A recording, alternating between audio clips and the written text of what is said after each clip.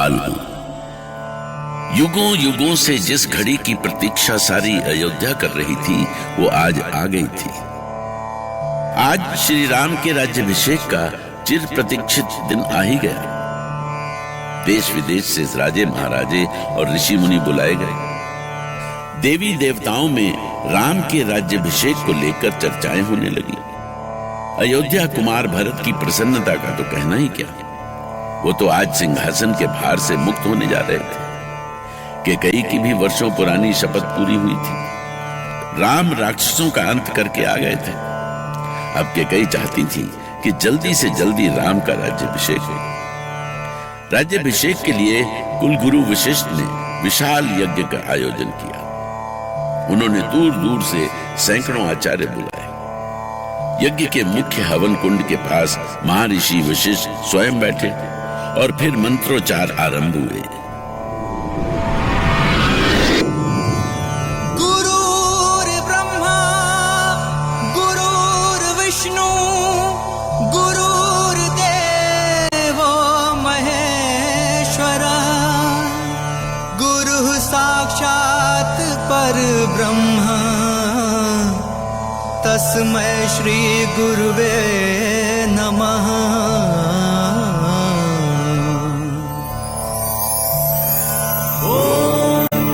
गुरुर्ब्रह्मा गुरुर्विष्णु गुरुरेव महेश्वरः गुरुरेव परं ब्रह्म तस्मै श्री गुरुवे नमः।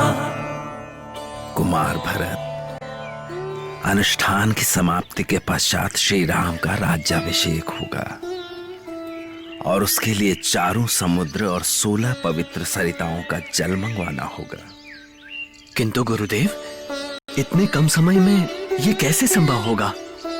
यज्ञ संपूर्ण होने में अभी समय है कुमार। तब तक आप इसकी व्यवस्था कर सकते हैं। ठीक है गुरुदेव, समुद्रों और सरिताओं के जल लाने मैं स्वयं जा रहा हूं। परंतु कुमार, आप ही चले जाएंगे तो यहाँ की व्यवस्था कौन देखेगा? ये कार्य तो पवन कुमार बड़ी आसानी से संपन्न कर सकते हैं। जय श्री राम। गुरुदेव, प्रस्थान भर करने की ही देर है। जल लेकर लौटने में तनिक भी देर नहीं होगी। अहो भाग्य पवन कुमार, अहो भाग्य, तुम अभी प्रस्थान करो। जय सी आज्ञा। जय श्री राम। ओम श्री गुरुवे नमः। आवाहयामि स्थापयामि ध्यायामि। नगरदेवताभ्यो नमः। इष्टदेवताभ्यो नमः। स्थानदेवताभ्यो नमः। जानकी, कहाँ हो जानकी? आई माँ। दासियां तुम्हारा श्रृंगार करने आई है जानकी। जाओ, कक्ष में जाओ। राज्याभिषेक के समय तुम्हें भी महारानी के रूप में राम के साथ रहना होगा। जाओ बेटी। किंतु माँ, क्या महारानी का कोई विशेष श्रृंगार होता है? ये तो तुम्हें श्रृंगार करने वाली दासियां ही बताएंगी। जाओ। महारानी का श्रृंगार तो महारानी जैसा ही होगा। फिर आपको तो श्री राम के साथ बैठना है देवी। हाँ, ये गले का हार, बाजूबंद और मेखला सब आपके लिए ही मंगाए गए हैं देवी। देखिए, ये सारे आभूषण सुंदर है ना? सुंदर तो है, पर भला जानकी के रूप की बराबरी कैसे कर सकेंगे?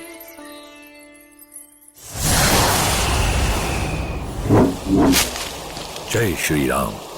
अब बस इसी सरोवर का जल लेना शेष है, फिर मुझे शीघ्र लौटना भी होगा। ठहरो। कौन है आप? हम भगवान शिव के गण हैं और इस सरोवर के रक्षक हैं। तुम कौन हो? मैं श्री राम का सेवक पवन कुमार हनुमान हूँ। प्रभु श्री राम का राज्याभिषेक होने वाला है और अभिषेक के लिए मुझे सरोवर का जल लेकर शीघ्र पहुंचना है। किंतु हमारी अनुमति के बिना कोई भी मधुपुर के इस पवित्र सरोवर से जल नहीं ले सकता है, और जल लेने के लिए तुम्हें हमारे प्रश्नों के उत्तर देने होंगे। ये कैसा संकट है प्रभु, पता नहीं ये कौन सा प्रश्न पूछेंगे, और मेरी बुद्धि की सीमा तो आप जानते ही हैं। क्या सोचने लगे? तैयार हो जाओ। यदि तुमने हमारे प्रश्नों के उत्तर नहीं दिए तो सरोवर के जल को हाथ भी नहीं लगा सकोगे। ठीक है, शीघ्रता करो, पूछो जो भी पूछना है। हमारा पहला प्रश्न है, त्रिलोक में भगवान शिव की पूजा किन किन रूपों में होती है?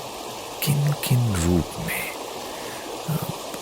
हाँ, जब प्रभु शिव पूजन की बात कर रहे थे तो उन्होंने कहा था, ये कार्य भगवान शिव की कृपा से पूर्ण हुआ है हनुमान, इसीलिए सबसे पहले हम शिव का पूजन करेंगे। इसके लिए हमें शिवलिंग चाहिए, क्योंकि भूलोक में शिवलिंग की ही पूजा होती है, वैसे ही जैसे उनके सिर की पूजा स्वर्गलोक में और उनके पैरों की पूजा पाताल लोक में होती है। क्यों? क्या सोचने लगे? सोचने से इसका उत्तर नहीं मिलेगा हनुमान। अब तुम इस सरोवर का जल नहीं ले सकते। मुझे पता है इसका उत्तर। स्वर्ग में शिव के सिर की, पृथ्वी पर शिवलिंग की और पाताल में उनके पैरों की पूजा होती है। बड़े ही ज्ञानी हो वानर। मैं तो महाअज्ञानी हूं। ज्ञानी तो प्रभु श्री राम हैं, जिन्होंने मुझे ये बताया था, पर मेरे पास अधिक समय नहीं है। वहां अयोध्या में सब मेरी प्रतीक्षा कर रहे होंगे। इधर समय बीतता जा रहा था और उधर सरोवर के स्वामी गंधर्व के प्रश्न समाप्ति नहीं हो रहे थे। वो एक के बाद एक प्रश्न पूछता जा रहा था और हर बार हनुमान यही सोचते थे कि शायद ये प्रश्न अंतिम हो, क्योंकि वो जानते थे कि अयोध्या में सब पर उनकी प्रतीक्षा का एक एक पल कितना भारी बीत रहा होगा। शुभ मुहूर्त बीतता जा रहा है कुमार भरत, पर जब तक समुद्र और सरोवरों का जल नहीं आ जाएगा हम श्री राम का राज्याभिषेक नहीं कर सकते। किंतु गुरुदेव, पवन कुमार के आए बिना हम कुछ नहीं कर सकते। पता नहीं अभी तक वो क्यों नहीं आए। भैया श्री राम ने तो कहा है कि हनुमान असंभव को भी संभव कर देते हैं। श्री राम का विश्वास झूठा नहीं हो सकता भरत। हम अंतिम घड़ी तक हनुमान की प्रतीक्षा करेंगे। जय श्री राम। हनुमान, क्या समुद्र और सारे सरोवरों का जल मिल गया हनुमान? हाँ, कार्य पूर्ण हुआ भैया। पवन सुत हनुमान की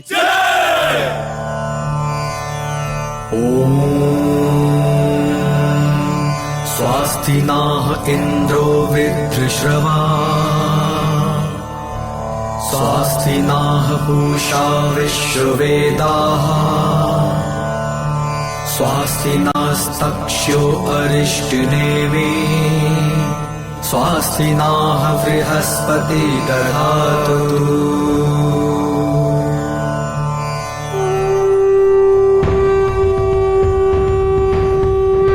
आइए श्री राम, आइए। अब आप और देवी सीता अयोध्या के इस रत्न जटित सिंहासन पर आसीन। हम अयोध्या के कुलगुरु वशिष्ठ इस उत्सव में आए महर्षि वामदेव, जावाली, कश्यप और गौतम से निवेदन करते हैं कि वो श्री राम का राज्याभिषेक करें।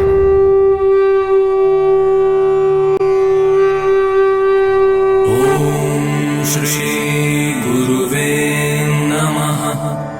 आवाहयामि, स्थापयामि, ध्यायामि। नगरदेवताभ्यो नमः, इष्टदेवताभ्यो नमः, स्थानदेवताभ्यो नमः।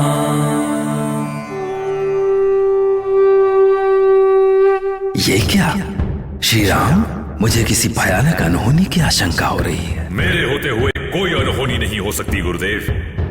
मैं जाकर देखता हूं, आप अभिषेक न रोकें।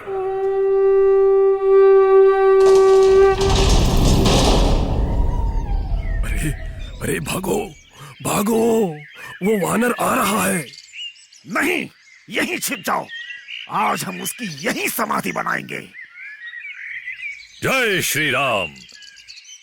किसने किया ये दुस्साहस? कौन है जो कायरों के समान इस मंगल कार्यों को बाधित कर रहा है? सामने आ दुष्ट। ये वानर हमें बार बार चुनौती दे रहा है और हम हाथ पर हाथ धरे बैठे हैं।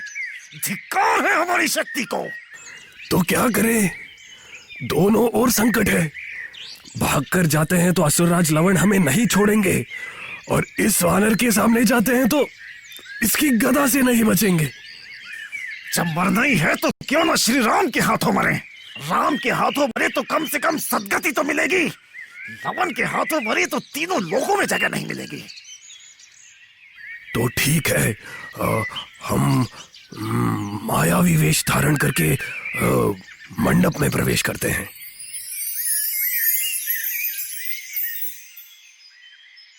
अरे ये कौन से ऋषि हैं जो चोरों के समान मंडप की ओर बढ़ते जा रहे हैं? कहीं इन्होंने तो मंगल कार्य में बाधा डालने का प्रयास नहीं किया? ठहरो महर्षियों, कहीं इसने मुझे पहचान तो नहीं लिया? अब भागते भी हैं तो पकड़े जाएंगे। आने दो उसे। कहां से आए हैं आप तीनों महर्षि? हम दंडक वन से आए हैं। दंडक वन के ऋषियों से तो मैं मिल चुका हूं। अवश्य ही ये मायावी है। अब इनका स्वागत तो करना ही पड़ेगा। जय श्री राम। मैं तुम तीनों को दंडक वन में ही फेंक देता हूं।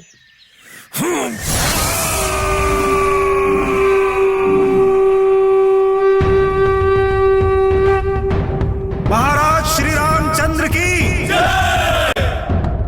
महारानी जानकी की जय।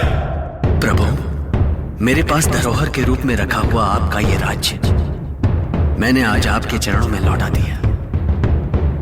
भैया श्री राम, आज मेरा जन्म सफल हुआ। आपके प्रताप से राज्यकोष, सेना और अयोध्या का वैभव पहले से 10 गुना हो गया है।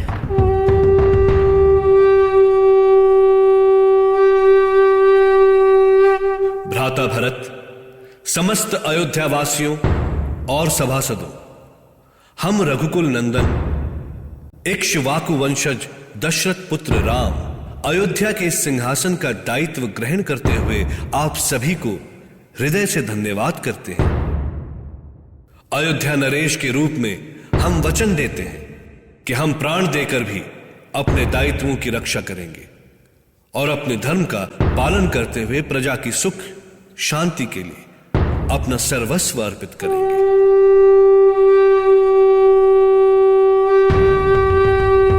अयोध्यापति महाराज श्री रामचंद्र की जय। महारानी जानकी की जय। अयोध्यापति महाराज श्री रामचंद्र की जय। महारानी जानकी की जय। राजा श्री रामचंद्र की जय। राजा श्री रामचंद्र की जय।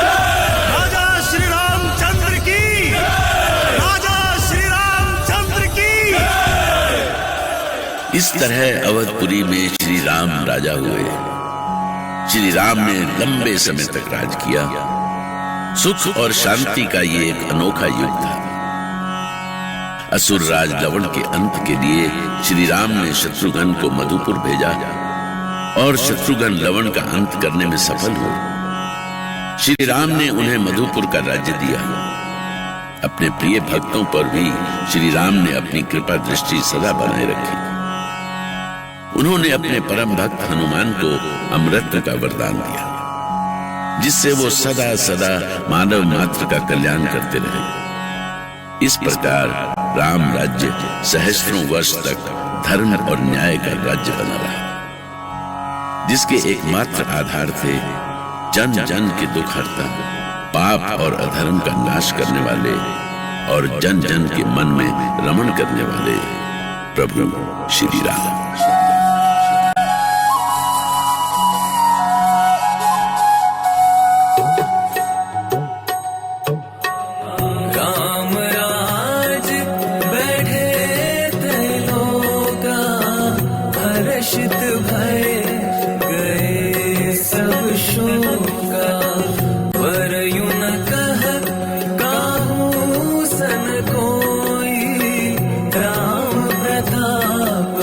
क्षमता कोई दहित दविक भौतिकता पा राम राज नहीं करे हूँ प्यारा सब नर करहि परस्पर प्रीति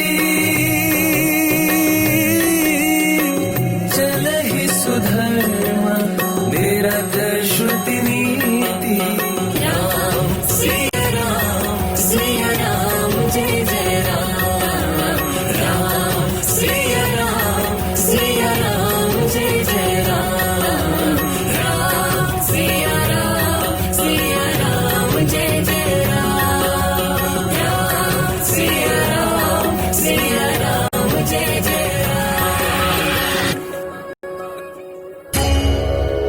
राम